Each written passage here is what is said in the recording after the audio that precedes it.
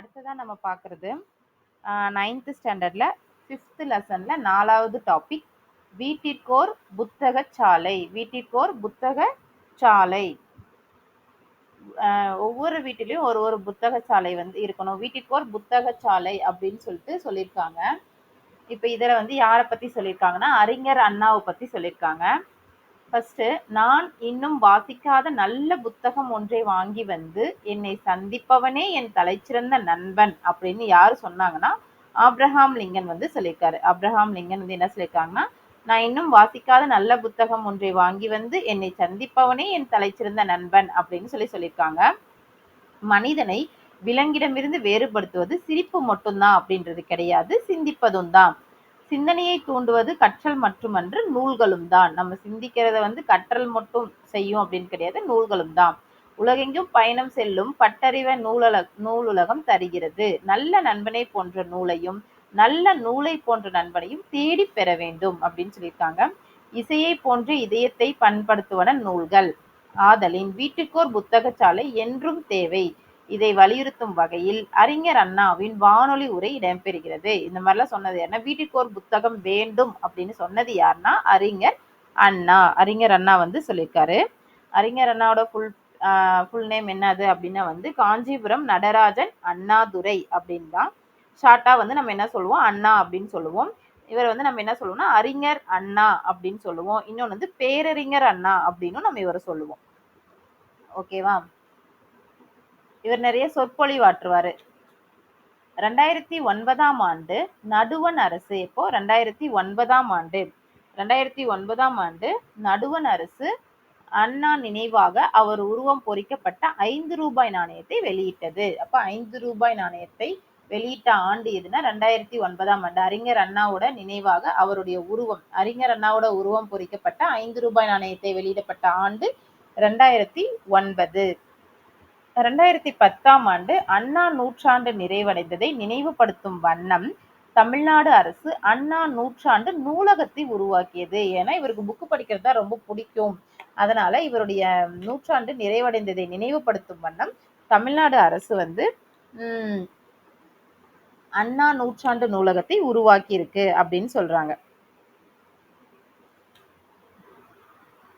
அடுத்தது இவருடைய புகழ்பெற்ற பொன்மொழிகள் நிறைய இருக்கு. இன்றும் நிலை பெற்றுள்ள பேரறிஞர் அண்ணாவின் புகழ்பெற்ற பொன்மொழிகள் என்னென்ன அப்படின்னா, மாற்றான் தோட்டத்து மல்லிகைக்கும் மனம் உண்டு. இப்போ ஷார்ட்டா எப்படி ஞாபகம் வச்சுக்கலாம் அப்படின்னா வந்து ஃபர்ஸ்ட் ஒரு தோட்டம், மல்லிகை தோட்டம் இருக்கு. அந்த மல்லிகை தோட்டத்துல வந்து சில பேர் வந்து மல்லிகைப்பூ பறிச்சுட்டு போயிட்டாங்க. மாற்றான் தோட்டத்துல வந்து மல்லிகைப்பூ பறிச்சுட்டு போயிட்டாங்க. அப்போ அவங்க என்ன பண்ணுவாங்க, சண்டை போடுறதுக்கு கத்தி எடுத்துட்டு வருவாங்க. நீ கத்தி எடுத்துட்டு வராத, புத்தியை தீட்டு. வன்முறைன்றது 2 பக்கமும் கூருள்ள கத்தி மாதிரி தான். எதையும் தாங்கும் இதயம் வேண்டும். எப்பயுமே எல்லாத்தையுமே தாங்கிக்கணும். இன்னைக்கு ஒரு நாள் பூ போச்சுன்னா போயிட்டு போகுது, நாளைக்கு நமக்கு கிடைச்சிரும். அந்த மாதிரி எதையும் தாங்கும் இதயம் வேண்டும். ஃபர்ஸ்ட் என்னது, மாற்றான் தோட்டத்து மல்லிகை. மாற்றான் தோட்டத்து மல்லிகைனா மற்றவங்க தோட்டத்துல இருந்து மல்லிகை பூ போய் எடுத்துட்டு வந்துட்டாங்க, அதனால அவங்க கோவப்பட்டு கத்தி எடுத்துட்டு வருவாங்க. நீ கத்தி எடுத்துட்டுலாம் போகாத, நீ என்ன பண்ணு, புத்திய தீட்டு. கத்தின்றது 2 பக்கமுமே சேர்ந்தது தான் அப்படின்ற மாதிரி சொல்லியிருக்காங்க. அதனால எதையும் தாங்கும் இதயம் வேண்டும். ஒரு நாள் போச்சுன்னா போயிட்டு போகுது, நமக்கு எதையும் தாங்கும் இதயம் வேண்டும். அப்ப நான் கத்தி எடுக்க வேணாம், நான் கேஸ் கொடுக்கட்டுமா அப்படின்னு சொல்றாங்க. சட்டம் ஒரு இருட்டறை. சட்டம் ஒரு இருட்டறை, அதில் வழக்கறிஞரின் வாதம் தான் ஒரு விளக்கு. நல்ல லாயரா கிடைச்சிச்சுன்னா உனக்கு ஓகே, இல்லைன்னா அதுவுமே வந்து உனக்கு ஒரு இருட்டறை தான். அப்ப என்ன பண்ணும், மக்களின் மதியை கெடுக்கும் ஏடுகள். இப்போ நிறைய பேர் வந்துட்டு காசு வாங்கிட்டு எல்லாமே பண்ணிடுவாங்க. அப்போ மக்களின் மதியை கெடுக்கும் ஏடுகள் நமக்கு தேவையில்லை. தமிழரை தட்டி எழுப்பும் தன்மான இலக்கியங்கள் தான் தேவை. ஓகேவா? அப்போ ஃபர்ஸ்ட் என்ன சொல்லியிருக்காங்க, மல்லிகைப்பூ, மாற்றான் தோட்டத்துல இருந்து மல்லிகைப்பூ பறிச்சிடுறாங்க. கத்திய தீட்டாத புத்திய தீட்டு. வன்முறைன்றது 2 பக்கமும் கூறு இருக்கிற மாதிரி ஒரு கத்தி தான். எதையும் தாங்கும் இதயம் வேண்டும். அதனால நீ இதை தாங்கிக்கோ, இன்னைக்கு இல்லைன்னா பொது நாளைக்கு வாங்கிக்கோ அப்படின்னு சொல்றாங்க. அப்ப சட்டத்துக்கு போட்டோமா அப்படின்னு கேட்கும்போது, சட்டம் ஒரு இருட்டறை, அதில் வழக்கறிஞரின் வாதம் ஒரு விளக்கு அப்படின்னு சொல்லிட்டாரு. தமிழரை தட்டி எழுப்பும் தன்மான இலக்கியங்கள் தான் வேணும், மதியை கெடுக்கும் ஏடுகள் நமக்கு வேண்டாம். அப்ப அந்த மாதிரியும் சில வழக்கறிஞர்கள் இருப்பாங்க, அதனால உனக்கு டைம் தான் வேஸ்ட் ஆகும். தன்னம்பிக்கையை ஊட்டி மதிப்பை பெருக்கும் நூல்கள் தேவை. தன்னம்பிக்கையை ஊட்டி மதிப்பை பெருக்கும் நூல்கள் தேவை. அப்ப வந்து எல்லாருமே ஒரே மாதிரி இருக்க மாட்டாங்க. நல்ல வரலாறுகளை படிக்கிறவங்க மட்டும்தான் இளம் வயதிலேயே புது முறுக்கு ஏற்படும். நல்ல வரலாறுகளை படிச்சவங்க மட்டும்தான் ஆம், நல்ல நல்ல எண்ணத்தோடையும் இருப்பாங்க. நல்ல வரலாறுகளை யாருக்கு படிக்க குடுக்கணும் அப்படின்னா இளைஞர்களுக்கு குடுக்கணும். இளைஞர்களுக்கு பகுத்தறிவும் சுயமரியாதையும் தேவை. இப்ப நல்ல வரலாறுகளை படித்திருந்தால்தான் இளைஞர்களுக்கு பகுத்தறிவும் சுயமரியாதையும் கிடைக்கும். அவங்க அதை ஃபாலோ பண்ண முடியும். இளைஞர்கள் உரிமை போர்ப்படையின் ஈட்டி முனைகள். உரிமை போர்ப்படையின் ஈட்டி முனைகள். சரி, இது வரைக்கும் ஓகே, எடுத்துட்டு போயிட்டானா போயிட்டு போறான் உன்னோட மல்லிகைப்பூவை. என்ன பண்ணும், நடந்தவை நடந்தவையாக இருக்கட்டும், நீ நடப்பவை நல்லவையாக இருக்கட்டும் அப்படின்னு சொல்லிட்டு முடிச்சிடுறாரு. இதுதான் வந்து பேரறிஞர் அண்ணா. ஃபர்ஸ்ட் என்ன சொல்றாங்க, மல்லிகைப்பூ பறிக்க போறாங்க. அப்ப அவன் கத்தி எடுத்துட்டு வரான். கத்தி எடுத்துட்டு வராத புத்திய திட்டுன்னு சொல்றாங்க. அப்ப எதையும் தாங்கும் இதயம் வேண்டும், விட்டுரு அப்படின்னு சொல்றாங்க. இல்ல நான் கேஸ் கொடுப்பேன்னு சொல்றாங்க. கேஸ்ல இருக்கவங்க எல்லாருமே வந்து நல்ல ஏடுகளை படிச்சிருப்பாங்களான்னு தெரியாது. தமிழரின் தட்டி எழுப்பும் தன்மான இலக்கியங்கள் தேவை.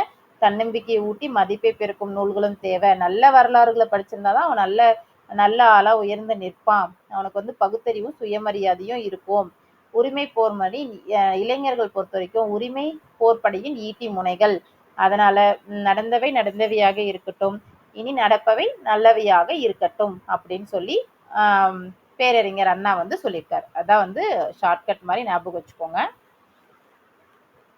அடுத்ததா வந்து நூல்வெளி. வீட்டிற்கோர் புத்தகச்சாலை என்னும் இப்பகுதி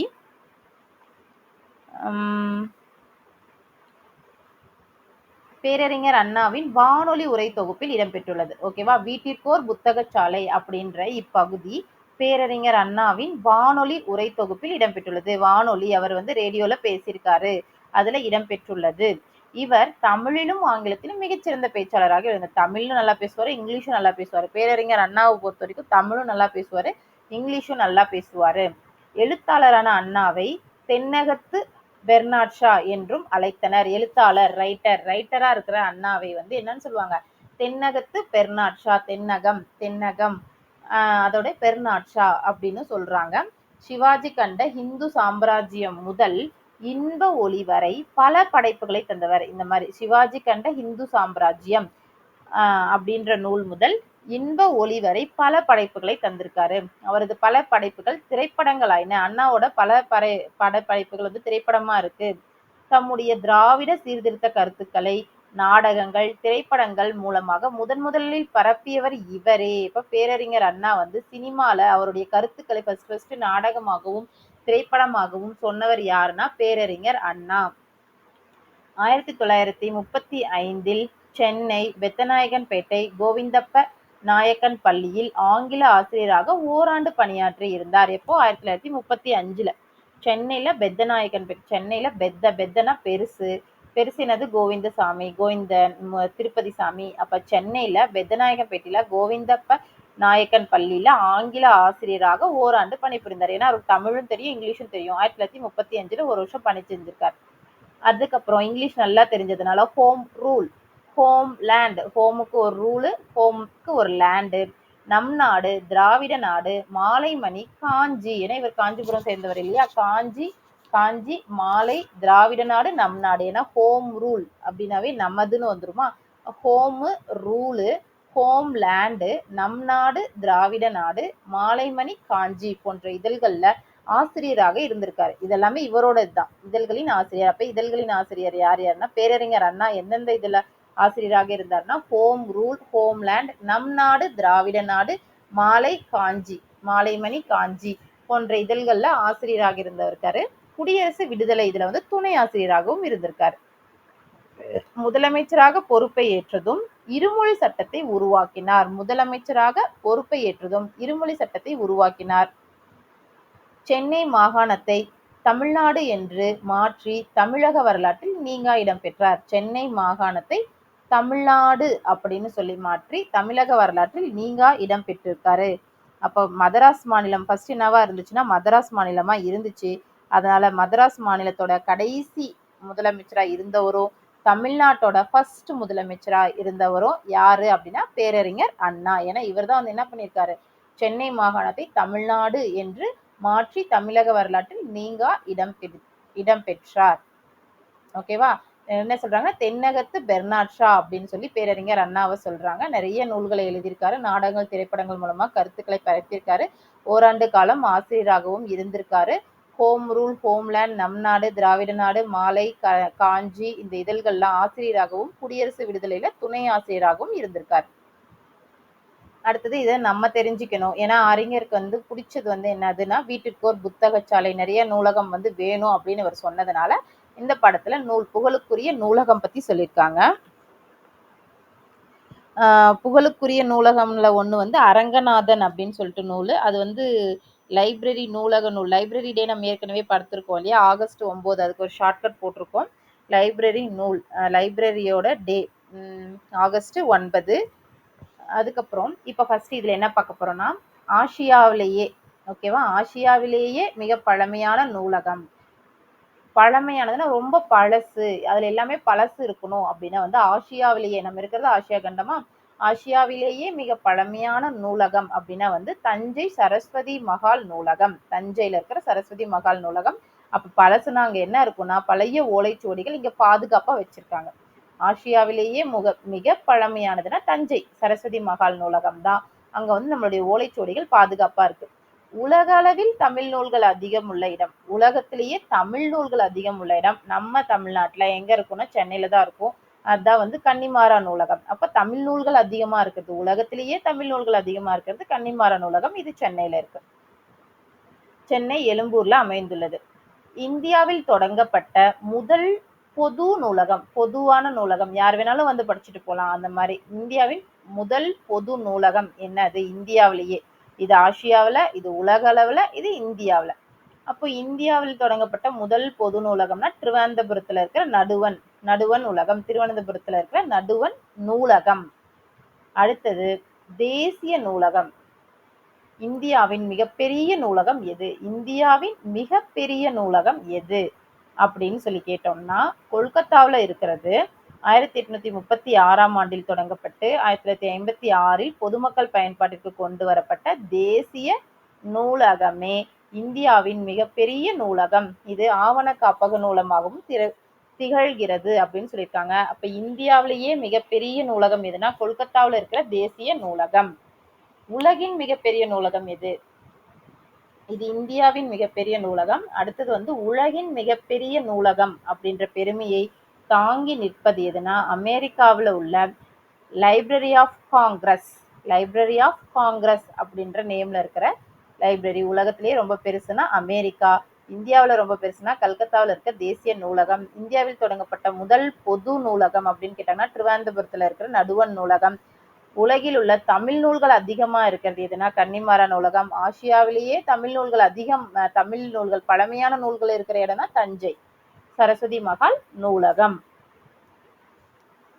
அடுத்தது, வாழ்க்கையில் அடிப்படை தேவைகளுக்கு அடுத்த இடம் புத்தக சாலை. புத்தக சாலைக்கு தரப்பட வேண்டும் சொன்னது அறிஞர் அண்ணா. உலகில் சாகா வரம் பெற்ற பொருள்கள் புத்தகங்களே. கதே, அது சொன்னவர் யாருன்னா கதே அப்படின்ற சொல்லியிருக்காரு. சாகா வரம், கதே, கத்திக்கிட்டே கத்தக்கூடாது, கதே கத்தாம இருந்தாதான் சாகா வரம் கிடைக்கும். கதே. அவ்வளவுதான், இந்த லெசன் முடிஞ்சு.